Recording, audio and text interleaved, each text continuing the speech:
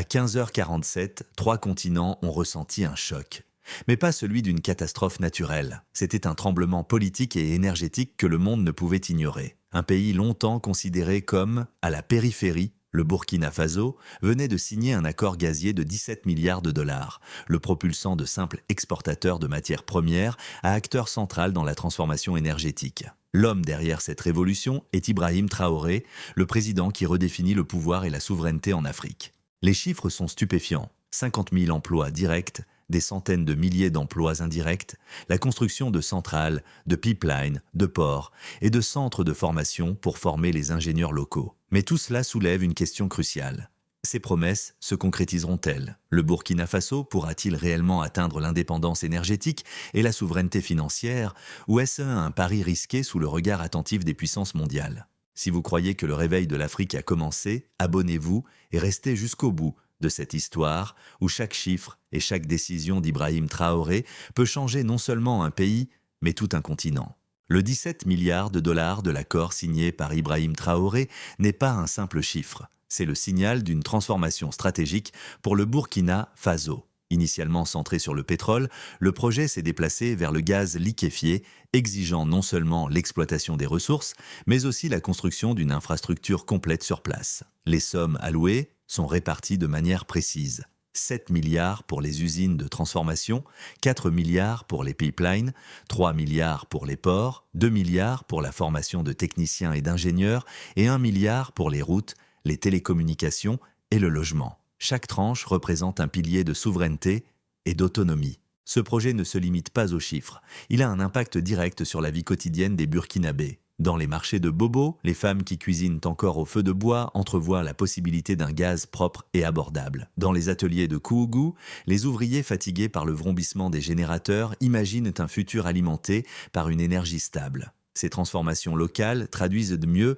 que n'importe quelle statistique ce que 17 milliards peuvent changer. Le rôle d'Ibrahim Traoré est crucial. Il incarne la vigilance nécessaire pour que le projet bénéficie réellement à la population et ne reste pas un simple exercice comptable. Son leadership vise à garantir que chaque investissement, chaque usine, chaque pipeline contribue à un Burkina Faso autonome et prospère. Pour ses soutiens, il symbolise l'aube d'une souveraineté énergétique. Pour ses détracteurs, il représente un risque stratégique qu'il faut contenir. Au-delà des frontières nationales, l'accord attire l'attention internationale. Les grandes puissances et les compagnies énergétiques, longtemps habituées à exploiter les ressources africaines à leur guise, observent désormais un Burkina Faso capable de transformer ses richesses en pouvoir économique réel.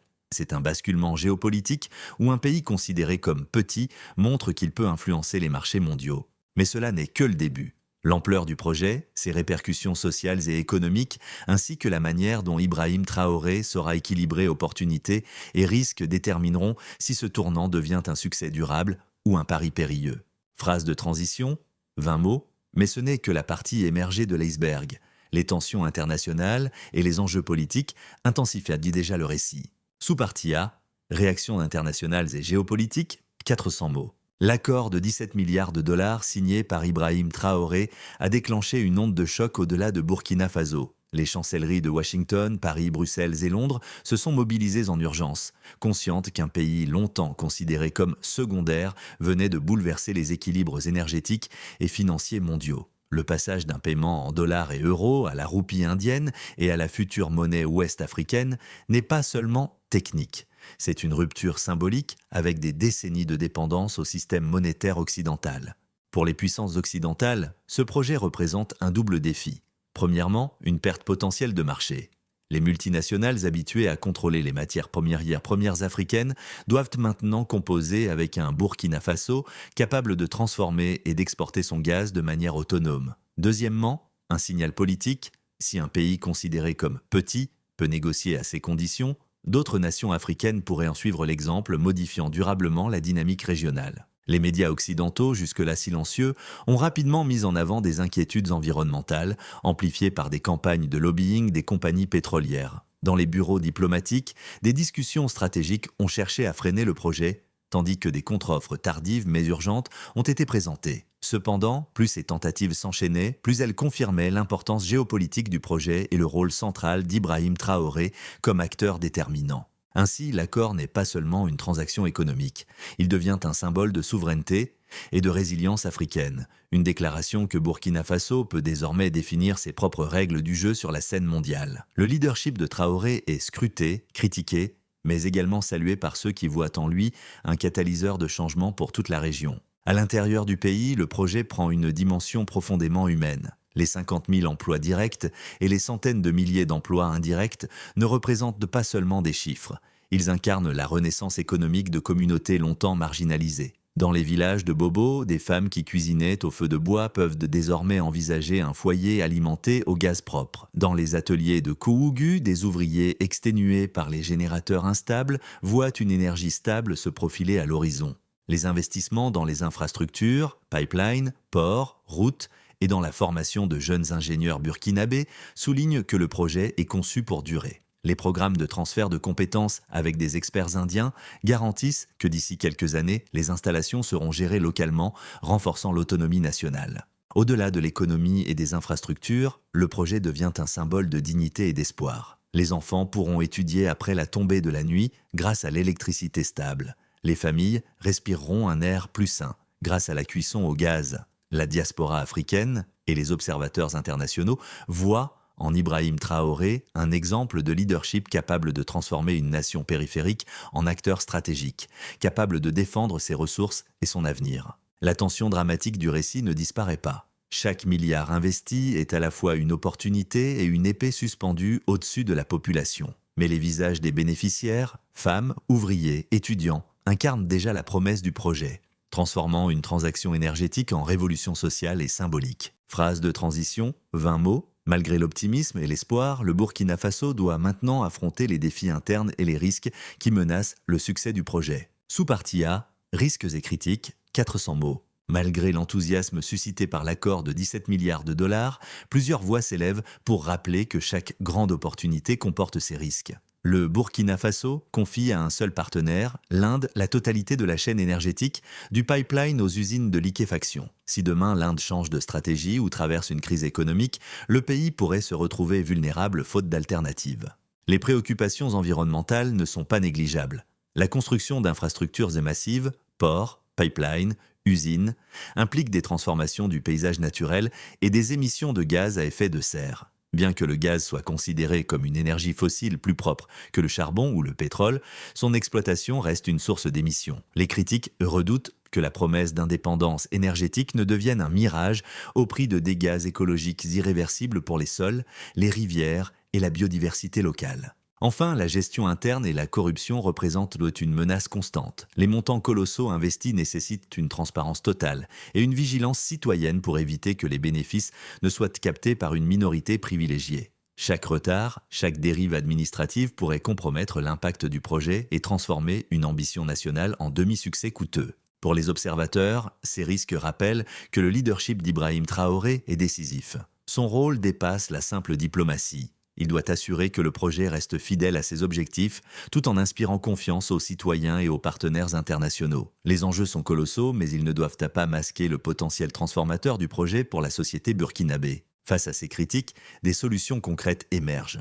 L'accord prévoit un transfert de compétences inédit. Des ingénieurs indiens forment les jeunes burkinabés, garantissant qu'en une décennie, le pays sera capable de gérer ses installations de manière autonome. Ce plan de formation progressive transforme la dépendance initiale en une autonomie durable.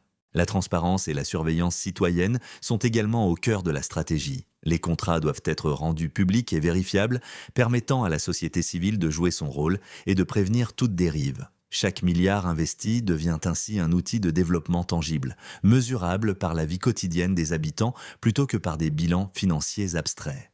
Les conséquences sociales sont immédiates, les familles respirent mieux grâce au gaz propre, les enfants bénéficient d'une éducation après la tombée de la nuit et les hôpitaux sont alimentés en électricité stable. Les jeunes voient dans ces 50 000 emplois directs une opportunité de rester au pays, de se former et de bâtir leur avenir localement, au lieu de partir à l'étranger. À un niveau régional, l'accord envoie un signal fort à toute l'Afrique de l'Ouest. Si un pays enclavé comme le Burkina Faso peut attirer 17 milliards de dollars et défier la domination monétaire occidentale, d'autres nations pourraient te suivre. Les nouvelles routes commerciales et les infrastructures interconnectées permettent à la région de se repositionner sur la scène internationale, transformant l'indépendance énergétique en une pratique quotidienne et stratégique. Le rôle d'Ibrahim Traoré est central. Il ne se contente pas de négocier un contrat, il agit comme garant d'une vision où le Burkina Faso devient acteur de son destin et non plus spectateur. Son leadership illustre comment une stratégie nationale peut allier souveraineté, développement économique et impact social durable. Phrase de transition, 20 mots. Alors que le Burkina Faso consolide ses bases internes, la communauté internationale observe, prête à réagir aux prochaines étapes du projet. Sous-partie A, réaction et perception des États-Unis de 400 mots. Pour les États-Unis, l'accord énergétique signé par Ibrahim Traoré au Burkina Faso représente à la fois un défi stratégique et une opportunité de redéfinir l'influence américaine en Afrique de l'Ouest. Washington observe avec attention ce pays enclavé, longtemps considéré comme périphérique, capable d'attirer 17 milliards de dollars d'investissement et de créer 50 000 emplois directs. Ce projet dépasse le simple cadre énergétique. Il redéfinit la souveraineté nationale et la capacité d'un pays africain à négocier selon ses propres conditions. Les autorités américaines craignent d'abord un effet domino régional. Si le Burkina Faso réussit à transformer ses ressources en développement durable et en indépendance monétaire, d'autres nations africaines pourraient en suivre, réduisant l'influence traditionnelle des partenaires occidentaux. Cela oblige Washington à réévaluer ses stratégies diplomatiques et économiques pour maintenir des relations équilibrées avec ses alliés tout en soutenant la stabilité régionale. Parallèlement, les États-Unis voient une opportunité d'engagement positif. Le projet offre un exemple de coopération internationale structurée. Transfert de compétences, formation de jeunes ingénieurs, construction d'infrastructures durables. Les Américains peuvent tirer des enseignements sur les moyens de soutenir le développement africain sans reproduire les erreurs du passé, en privilégiant l'autonomie locale plutôt que la dépendance. Ainsi, la perception américaine est double, vigilance face aux risques géopolitiques et reconnaissance du potentiel transformateur du projet. Pour les observateurs américains, Ibrahim Traoré devient une figure clé d'un leadership africain pragmatique et visionnaire, capable de concilier ambition nationale et engagement global. Au niveau mondial, l'accord provoque des vagues de réactions contrastées. En Europe, Paris et Bruxelles s'inquiètent de la perte de contrôle sur un marché énergétique que les multinationales avaient historiquement dominé. Les discussions diplomatiques s'intensifient pour freiner l'avancée des infrastructures burkinabées et évaluer les impacts écologiques. Londres, en parallèle, analyse les implications économiques, en particulier la rupture avec la monnaie traditionnelle. Pas de dollar, pas d'euro, mais la roupie indienne et la future monnaie ouest-africaine. En Asie, le rôle de l'Inde dans le financement et la construction des infrastructures attire l'attention. New Delhi consolide son influence régionale tout en facilitant un transfert de compétences qui garantit l'autonomie future du Burkina Faso. Cette coopération illustre une nouvelle dynamique sud-sud où les partenariats ne sont plus basés sur la dépendance, mais sur le développement mutuel et la souveraineté partagée. Pour les pays africains voisins, l'accord est un signal fort. Il montre qu'un État jugé petit peut négocier à sa hauteur et transformer ses ressources en levier de développement durable. Ghana, Niger et Tchad observent attentivement, certains cherchant à reproduire cette stratégie, d'autres craignant des pressions extérieures ou des perturbations économiques régionales. Enfin, les médias et observateurs internationaux perçoivent cet événement comme une révolution symbolique. Il ne s'agit pas uniquement de gaz ou d'emploi, mais de souveraineté, de dignité et de capacité à transformer un pays périphérique en acteur mondial. Pour les citoyens du monde, l'histoire de Ibrahim Traoré et du Burkina Faso devient un exemple de courage politique et de vision stratégique, démontrant que la maîtrise de ses ressources peut redéfinir la place d'un pays sur la scène internationale. Phrase de transition, 20 mots. Alors que le Burkina Faso s'affirme, le monde entier commence à mesurer l'impact de cette nouvelle ère énergétique. Sous-partie A. Le twist énergétique, 300 mots. Alors que le monde s'attendait à ce que le projet gazier reste un simple investissement stratégique, Ibrahim Traoré renverse complètement la donne. L'accord initial, centré sur le Burkina Faso, devient le catalyseur d'une transformation régionale. La construction des infrastructures ne sert pas seulement l'exportation, mais alimente également les villages, les écoles et les hôpitaux locaux, démontrant qu'un pays africain peut transformer ses ressources en bien-être tangible pour ses citoyens. La véritable surprise réside dans la dimension monétaire. En imposant que les transactions se fassent en roupies indiennes et dans la future monnaie ouest-africaine, Traoré défie les décennies de domination du dollar, de l'euro et du franc CFA. Ce geste n'est pas simplement symbolique, Il redéfinit la souveraineté financière et montre que l'Afrique peut négocier sur un pied d'égalité en établissant ses propres règles. Le twist s'accompagne également d'un effet domino économique. Les 50 000 emplois directs et des centaines de milliers d'emplois indirects deviennent une force stabilisatrice, réduisant l'exil économique des jeunes et consolidant une classe moyenne locale capable de soutenir la croissance durable. Ce n'est plus un projet abstrait, mais un levier concret de transformation sociale et économique, renforçant la position de Traoré comme un symbole de résilience africaine. Le changement ne s'arrête pas à l'économie. Ibrahim Traoré s'impose comme une figure politique capable de redéfinir le rôle de l'Afrique dans les relations internationales. Ce qui semblait être un accord énergétique devient un acte de souveraineté, défiant les anciennes structures de pouvoir et inspirant d'autres nations africaines. Les réactions internationales confirment l'impact de ce twist. Paris, Washington et Bruxelles réalisent que le Burkina Faso, longtemps considéré comme périphérique, a désormais la capacité de modifier les rapports de force mondiaux. Les grandes puissances, tout en exerçant des pressions diplomatiques, reconnaissent que Traoré a transformé un vieux dossier énergétique en symbole géopolitique. Sur le plan symbolique, le twist se lit dans les visages des citoyens burkinabés. Les femmes des marchés, les jeunes ingénieurs, les ouvriers et les étudiants voient leur vie se transformer, incarnant la promesse concrète d'un pays qui ne se contente plus de recevoir, mais qui construit et décide de son avenir. Ce tournant montre que le leadership de Traoré dépasse les chiffres. Il devient un modèle de vision, d'audace et de transformation sociale, capable de transformer une signature en succès durable et une ressource en liberté. Phrase de conclusion pour la section Twist.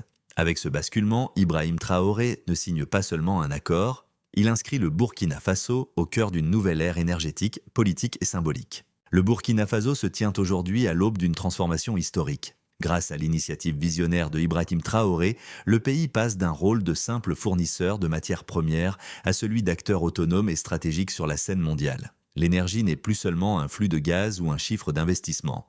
Elle devient liberté, dignité et espoir pour chaque citoyen. Dans les foyers, l'électricité stable et le gaz propre changent la vie quotidienne. Dans les écoles, les enfants peuvent enfin étudier sans interruption. Dans les hôpitaux, les opérations se déroulent avec sécurité. Les 50 000 emplois directs et les centaines de milliers d'emplois indirects offrent à la jeunesse une perspective d'avenir au pays, réduisant l'exil économique et construisant une classe moyenne locale capable de soutenir la croissance durable. Ibrahim Traoré l'a affirmé. Nous n'avons pas demandé la permission pour être libres. Nous nous sommes levés pour la conquérir. Cette déclaration incarne l'esprit de tout un peuple qui transforme une signature en succès durable et une ressource en souveraineté. Si l'histoire de Traoré vous touche, partagez ce récit et abonnez-vous pour suivre le chemin d'une Afrique qui refuse de se courber. Car la leçon est claire, un leadership courageux et une vision audacieuse peuvent transformer un pays et inspirer le monde entier.